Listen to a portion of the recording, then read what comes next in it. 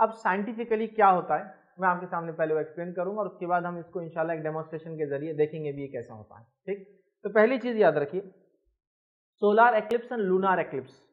ठीक है, सूरज ग्रहण और चांद ग्रहण याद रखिए। ठीक, सूरज ग्रहण सोलार एक्लिप्स, चांद ग्रहण लूनार एक्लिप्स बोलते हैं उसको, याद रखिए इंग्लिश के अंदर। ठीक है, तो अब सोलार एक्लिप्स में क्या होता है याद रखिए कि इसमें ये होता है कि सूरज जो है वो छुप जाता है। क्यों? तो जमीन और सूरज के बीच में चांद आ जाता है, याद रखिए। तो जिससे सूरज क्या होता है, छुप जाता है और हमें दिख नहीं पाता, याद रखिए। ठीक, तो इसको क्या बोलते हैं, सोलार एक्लिप्स।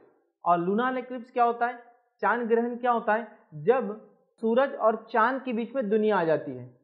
क्योंकि चांद की खुद की रोशनी नहीं है, वो सूरज की रोशनी को हमारी तरफ देता है, तो जब दुनिया उसके सामने आ जाती है घूमते घूमते, नतीजा ये होता है कि चांद को जाने वाली रोशनी बंद हो जाती है ना।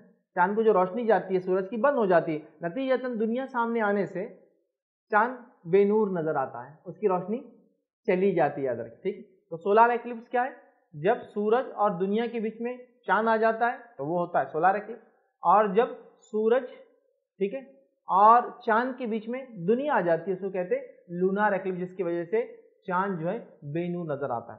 सोलार एक्लिप्स जो होता है, याद रखिए, साइंटिफिकली ये कहा जाता है कि सोलार एक्लिप्स को सीधी आंखों से देखना ये बहुत नुकसानदेह होता है, इसलिए कि सूरज जो है उसका अक्सर हिस्सा छुप जाता है, लेकिन थोड़े हिस्से से शुआएं बहुत तेजी के साथ आती है, याद रखिए, क्योंकि उसका मेजॉरिटी पार्ट छुपा देता है एक्लिप्स, लेकिन जो हिस्सा बचता है जब मुकम्मल छुपता नहीं है, धीरे धीरे चांद सामने आता है दुनिया के, सूरज छुपता जाता है, तो नतीजा ये होता है कि शुआएं बहुत तेज होती है और अल्ट्रा वायलेट, क्योंकि सूरज मौजूद है लेकिन किसी वजह से छुप गया है, तो उसके जो रेज होती है बहुत ज़्यादा जो है नुकसानदेह होती है, याद रखिए। तो लिहाजा सूरज ग्रहण को ये कहा जाता है, ये सलाह दी जाती है कि बेयर या नेकेड आइज से, खुली आंखों से नहीं देखना चाहिए। उसके लिए स्पेशल गॉगल्स या चश्मे आते हैं जो बिल्कुल डार्क होते हैं, जिसके जरिए आप उसको देख सकते हैं। हाँ, जब सोलार एक्लिप्स पूरा हो जाता है, मतलब चांद पूरा सूरज के सामने आ जाता है, तो तब उसको देखा जाता है, देखा जा सकता है। मतलब जो रोशनी उसकी कम होती है तब मत देखना, इसलिए कि नुकसानदेह आंखों के लिए, क्योंकि रोशनी तेज होती है।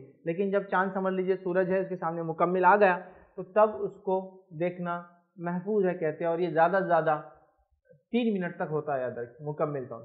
वरना इसको या तो आप गॉगल से देखें या तो फिर पिन होल, एक कार्डबोर्ड वगैरह के अंदर एक छोटा सुराख करें, सूरज के सामने रखें और उसका अक्स जो सामने वाइट पेपर या वगैरह आप रखें, पिन होल के थ्रू देख सकते हैं या फिर गॉगल के थ्रू। लेकिन जहाँ तक लूनार एक्लिप्स, चांद ग्रहण की बात है, तो चांद ग्रहण को आप अपनी आंखों से देख सकते हैं, इसमें कोई नुकसान नहीं, इसलिए कि चांद की खुद की कोई रोशनी होती नहीं, एक्चुअली वो रिफ्लेक्शन है जो रुक जाता है बस, लेकिन सूरज की खुद की है तो शुआएं बहरहाल निकलती है, तो ये सेफ नहीं होगा बहरहाल देखना। इसी तरह सोलार एक्लिप्स मतलब जो सूरज ग्रहण है, याद रखिए, ठीक है, तो यह सूरज गहन है जिसको हम बोलते हैं, तो याद रखिए ये 3 किस्म का होता है। एक पार्शियल होता है, मतलब चांद कुछ हद तक बीच में आ जाता है तो कुछ हिस्सा सूरज का छुपता हुआ नजर आता है, ठीक। दूसरा एक होता है एनुलर होता है, जिसके अंदर होता ये है कि चांद सूरज के सामने आ जाता है, लेकिन उसके बावजूद भी चूंकि सूरज का दायरा बड़ा होता है, चूंकि एंगल थोड़ा दूर होता है, चांद बड़ा, सूरज अतराफ में पूरा रिंग जैसा नजर आता है, तो उसको एनुलर कहते हैं। और एक होता है टोटल सोलार एक्लिप्स, मतलब जिसमें चांद बिल्कुल ऐसे एंगल में सामने आता है सूरज के कि सूरज को मुकम्मल ढक देता, बिल्कुल सूरज अंधेरे जैसा लगता है और बिल्कुल दुनिया में एकदम अंधेरा हो जाता है, या जिस इलाके में वो होता है वहां अंधेरा छा जाता है, ठीक।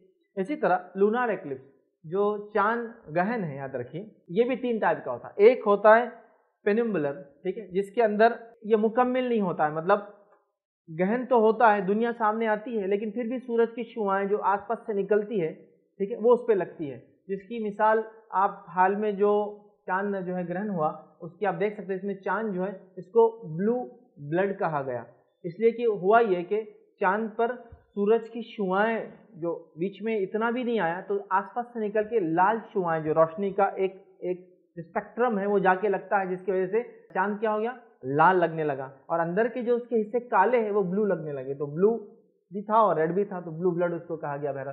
तो ये होता है जिसमें पूरा नहीं होता। सेकंड टाइप होती पार्शल, मतलब दुनिया बीच में थोड़ी आ जाती है, जिसके नतीजे में होता है कि आधा चांद दिखता है या पाव चांद दिखता है, मुकम्मल नहीं होता। और एक होता है दुनिया मुकम्मल चांद के सामने आ जाती है सूरज के मुकाबले में, जिसकी वजह से चांद बिल्कुल अंधेरा हो जाता है थोड़ी देर के लिए, और उसके बाद फिर धीरे धीरे दुनिया जब हट जाती है उसके एंगल से तो फिर वो क्लियर नजर आता है। आइए अब इसको मैं एक छोटा सा खाली एक डेमोन्स्ट्रेशन, ताकि आप लोग समझ जाइए कैसा होता है, खाली समझाने के लिए। वैसे आप साइंटिफिक डॉक्यूमेंट्रीज नेट वगैरह पे देख सकते हैं। मैं खाली एकदम बिल्कुल सादे और मोटे अंदाज में जिसको आपको समझाने की कोशिश करता हूँ कि बहरहाल ये चीज़ कैसी होती, हम जो है 3 बॉल्स के जरिए इस चीज़ को बहरहाल समझेंगे। तो बहरहाल सूरज, इसकी अपनी रोशनी है, ये हो गया आपका अर्थ, ये दुनिया होगी, ठीक है। अब समझ लीजिए हम सोलार एक्लिप्स देख रहे हैं, मतलब सूरज ग्रहण देख रहे हैं या सूरज ग्रहण देख रहे हैं, ठीक है। ग्रहण उर्दू में बोलते हैं और ग्रहण संस्कृत में बोलते हैं बहरहाल, लेकिन उर्दू में दोनों अल्फाज इस्तेमाल होते हैं, ठीक। तो हम सूरज की एक मिसाल ले रहे हैं कि सूरज ग्रहण हो रहा है, समझ लीजिए। तो होता क्या है सूरज ग्रहण के अंदर, देखिए ये दुनिया है और ये सूरज है। तो अब साइंटिफिकली क्या होता है, चांद जो दुनिया सूरज के अतराफ भी घूम रही है और चांद दुनिया के तरफ घूम रहा है, और ये दोनों मिलके घूमते रहते हैं। ये इधर घूमते रहता है और ये पूरा घूमते रहता है, समझे आप। ये यूं भी घूमता है और ये दुनिया इधर भी घूम रही है और ये साथ में घूमता है। अल्लाह आलम। तो आप समझ लीजिए एक पोजीशन पे आ गए हम और ये चांद है, ठीक है, ये आपकी दुनिया ही है। अब क्या हो गया कि घूमते घूमते चांद जो है सामने आ गया, देखिए इसके दुनिया के और सूरज के, देखिए ये सूरज है और ये चांद है, सामने आ गया।